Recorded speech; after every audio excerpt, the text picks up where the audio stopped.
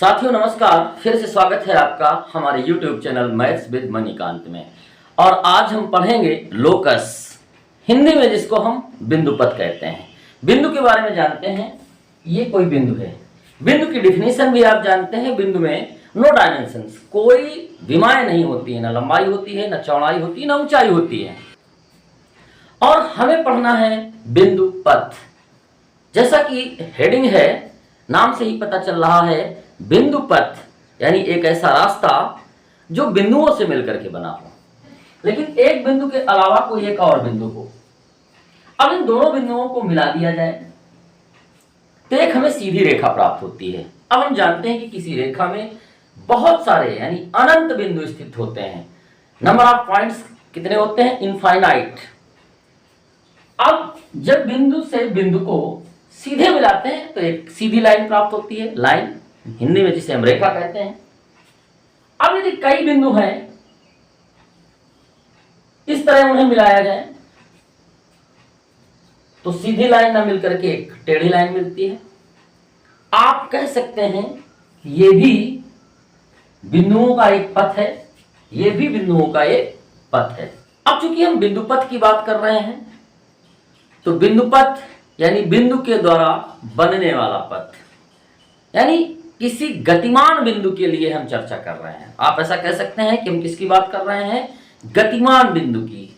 A moving point, एक ऐसा point जो मूव कर रहा है, जो चल रहा है, और वो मूविंग पॉइंट कुछ शर्तों के अनुसार चल रहा है, यानी कुछ शर्तों को, कुछ प्रतिबंधों को मानते हुए वो मूव कर रहा है। और जब इस तरह से कोई बिंदु चलता है तो किसका निर्माण होता है?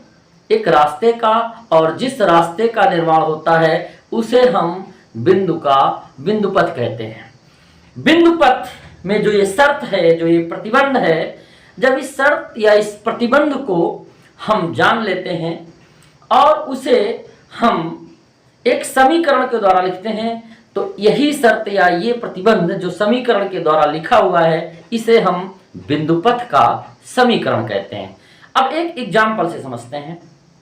कोई एक फिक्स्ड पॉइंट है, एक ये फिक्स पॉइंट है, और कहा जाए कि एक इस पॉइंट के अलावा, इस बिंदु के अलावा कोई एक दूसरा बिंदु है जो मूव कर रहा है, इसके आसपास वो मूव कर रहा है।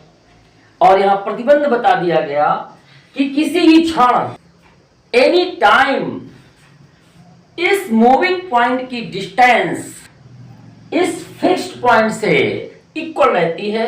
इस तरह इस पॉइंट को मूव करना है, मतलब ये मूव करता हुआ यहां आ जाए तो भी इसकी डिस्टेंस यहां से जितनी ही ये है उतनी ही ये होनी चाहिए। ये मूव करता हुआ ऐसे आ जाए तो ये डिस्टेंस अभी भी उतनी होनी चाहिए। ये मूव करता हुआ इस तरह आ जाए, यही पॉइंट मूव करता हुआ इधर आ जाए, या यहां हो या यहां पर हो, तो आप देख रहे हैं ये जो एक पथ मिल रहा है आपको, ये क्या है? एक सर्कल है। अब कार्टेशियन प्लेन में यदि ये फिक्स्ड पॉइंट हमारा ओरिजिन ऑफ कार्टेशियन प्लेन हो और जो मूव कर रहा है वो पॉइंट है, मान लेते हैं let the coordinate of moving point P is x, y, जो हमारा ये, इसे हम प्राचल बिंदु भी कहते हैं। प्राचल बिंदु के लिए हम एक दूसरा वीडियो शूट करेंगे तो वहां डिटेल से समझेंगे। ये x, y है। अब ओरिजिन का जो कोऑर्डिनेट है वो 0, 0 है। इसकी ये डिस्टेंस, एक फिक्स्ड डिस्टेंस, एक निश्चित दूरी है। अब ये पॉइंट मूव करता है, यहां आ जाए तो भी उतनी ही दूरी, मान लेते हैं कि ये हमारी जो डिस्टेंस है, ये दूरी है वो a है। यहां पे हो तो भी उतनी ही दूरी, यहां पे हो तो भी उतनी ही दूरी, यहां पे हो तो भी उतनी ही दूरी। ये जितने पॉइंट हैं, ये जो पॉइंट मूव कर रहा है, इन सबको मिलाएं तो मिलाने के बाद में हमारा क्या बनेगा? सर्कल बनेगा। अब यहां पर वो जो प्रतिबंध है, वो नियम है, वो क्या है कि इस फिक्स्ड पॉइंट 0, 0 से ये जो हमारा मूविंग पॉइंट है, जो हमारा गतिमान बिंदु है, हिंदी में कहें x, y, यहां पर भी हम इसको लेंगे, यहां पर भी x, y की वैल्यू यहां पर लेंगे। हाँ, x और y की वैल्यू बदलती रहेगी, चेंज होती रहेगी, तभी इसे प्राचल बिंदु कहते हैं। अब प्राचल बिंदु में हम आगे के वीडियो में आपको समझाएंगे कि प्राचल बिंदु क्या होते हैं। तो अब वो जो शर्त है वो मुझे पता चल गई, वो प्रतिबंध मुझे पता चल गया। प्रतिबंध क्या था कि इस फिक्स्ड पॉइंट 0,0 से ये x, y जो पॉइंट है इसकी डिस्टेंस, इसकी दूरी ऑलवेज इक्वल, हमेशा a रहती है। तो डिस्टेंस फार्मूला यदि यहाँ पे अप्लाई करें तो x - 0 का होल स्क्वायर प्लस y - 0 का होल स्क्वायर, ये a आया, रूट के अंदर ये बचेगा x square plus y square equal a। Squaring both side कर दें तो यहां से रूट हट जाएगा, x square plus y square equal इधर a स्क्वायर हो जाएगा। इसे आप इस तरह घेर लें। ये जो लिखा हुआ है x square plus y square equal a square, यही है फिलहाल इस फिगर में इस बिंदु के बिंदु पथ का समीकरण, इक्वेशन ऑफ लोकस। ये इक्वेशन ऑफ सर्कल भी है। कोनिक सेक्शन में इक्वेशन ऑफ पैराबोला हो, equation of hyperbola, equation of ellipse, या स्ट्रेट लाइन में इक्वेशन ऑफ लाइंस हो, तो वो इक्वेशन ऑफ लोकस ही होते हैं। यानी बिंदु पथ के समीकरण के सिद्धांत से ही हम इन सभी चीजों के समीकरण प्राप्त करते हैं। एक और एग्जांपल से समझते हैं। कोई बिंदु है, उसने अपना रास्ता x अक्ष को मान लिया है, यानी वो बिंदु कहां पर चल रहा है, इस x अक्ष पर चल रहा है। अब इस x अक्ष पे आपको प्रतिबंध ढूंढना है। तो ढेर सारे पॉइंट आप ले लीजिए और अगर इनके कोऑर्डिनेट लिख लीजिए, वही आप लिख सकते हैं। तो जैसे ये पहला पॉइंट है, इसका कोऑर्डिनेट होगा 1,0, दूसरे वाले का 2,0, तीसरे वाले का 3,0, चौथे वाले का 4,0। इधर आइए -1,0, इधर देख लें -2,0, इधर आ जाए -4,0। अधिकतम यही जानकारी आप ढूंढ करके जुटा सकते हैं।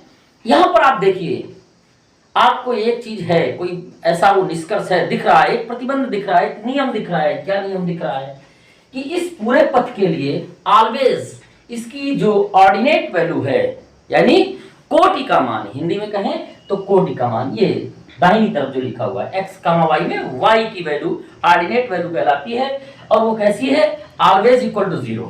यानी y का मान यहाँ पे हर वक्त आपको 0 दिख रहा है। तो ये जो y इक्वल 0 है, यही x अक्ष का बिंदुपथ है। x अक्ष का समीकरण क्या होता है, तो आपका जवाब होना चाहिए x अक्ष का समीकरण होता है y इक्वल टू 0।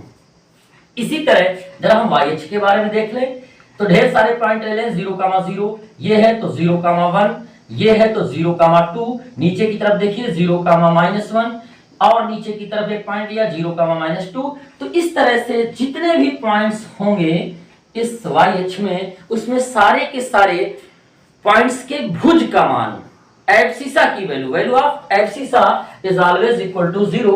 एब्सिसा को हम x से रिप्रेजेंट करते हैं, तो यहां पर हम लिख देंगे x इक्वल 0। ये x इक्वल 0 क्या है, x इक्वल 0 y अक्ष का समीकरण है।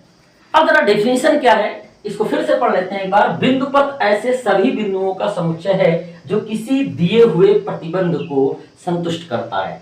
इंग्लिश में पढ़ा इसी चीज को, the set of all points that share a property. Set of all points, ऐसे सभी बिंदुओं, ऑल माने सभी बिंदुओं का, पॉइंट्स का एक ग्रुप, एक समुच्चय जो क्या करता है, दैट शेयर ए प्रॉपर्टी, जो किसी प्रतिबंध को या शर्त को हमेशा मानता है। अब जरा इसी बात को, ये जो डिफिनीशन लिखी हुई जरा पहले फिगर में देखिए। पहला फिगर हमारा सर्कल का है। अब कोई भी बिंदु ले लीजिए, पूरे पथ के किसी भी बिंदु के बारे में आप बात करें तो सारे के सारे बिंदु इस प्रतिबंध को, एक प्रतिबंध को संतुष्ट करते हैं। ऐसा नहीं हो सकता कि कुछ बिंदु प्रतिबंध को संतुष्ट करें और कुछ बिंदु यानी कुछ पॉइंट्स उस कंडीशन को फॉलो ना करें, ऐसा नहीं हो सकता है। यहां पर भी देख लीजिए, ये आपकी एक्स अक्ष है, हॉरिजॉन्टल अक्ष।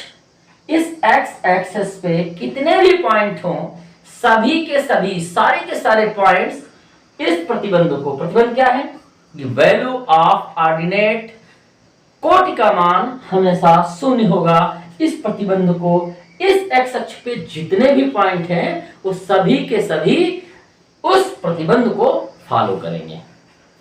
इस बात को दो तरीके से कह सकते हैं हम कि जितने पॉइंट्स हैं पथ पे, उस पूरे वे पे जितने पॉइंट्स हैं वो सभी के सभी पॉइंट्स प्रतिबंध को, उस शर्त को जरूर फॉलो करते हों। और दूसरे तरह से हम ये बात कह सकते हैं कि उस पर्टिकुलर प्रतिबंध को यदि कोई पॉइंट फॉलो करता है तो निश्चित रूप में उस पथ पे होगा। बात समझना है? एक बार और फिगर में जरा देखिए, जितने भी पॉइंट्स यहां पे होंगे एक्स अक्ष पे, उन सभी पॉइंट्स में ऑर्डिनेट की वैल्यू 0 ही होगी। और इसी बात को दूसरे तरह से कहें, यदि कोई पॉइंट्स, कोई कोऑर्डिनेट ऐसा है जिसकी ऑर्डिनेट वैल्यू 0 है, जिसके y का मान 0 है, तो निश्चित रूप में वो x अक्ष पर ही होगा। तो मेरा मानना है कि आप लोगों ने बिंदुपथ को बहुत अच्छे तरह से समझा होगा। इस वीडियो को बार बार देखिए। यदि आप बिंदुपथ की अवधारणा को नहीं समझ रहे हैं तो फिर कोऑर्डिनेट ज्योमेट्री आपको अच्छे से समझ में आने वाली नहीं है। कोऑर्डिनेट ज्योमेट्री को, कोनिक सेक्शन को अच्छे से समझने के लिए आप बिंदुपथ के इस वीडियो को देखिए। कमेंट्स बॉक्स में जाकर के यदि आपकी कोई क्वेरीज है, आप कुछ पूछना चाहते हैं, तो आप अपने सवाल रखिए, मैं आपके प्रश्नों का उत्तर जरूर दूंगा। और सबसे लास्ट में मैं फिर से कहूंगा कि यदि अभी तक आपने चैनल को सब्सक्राइब नहीं किया है तो सब्सक्राइब करिए, बेल आइकन दबाइए और लिंक को, वीडियो के लिंक को अपने दोस्तों के बीच में शेयर करिए।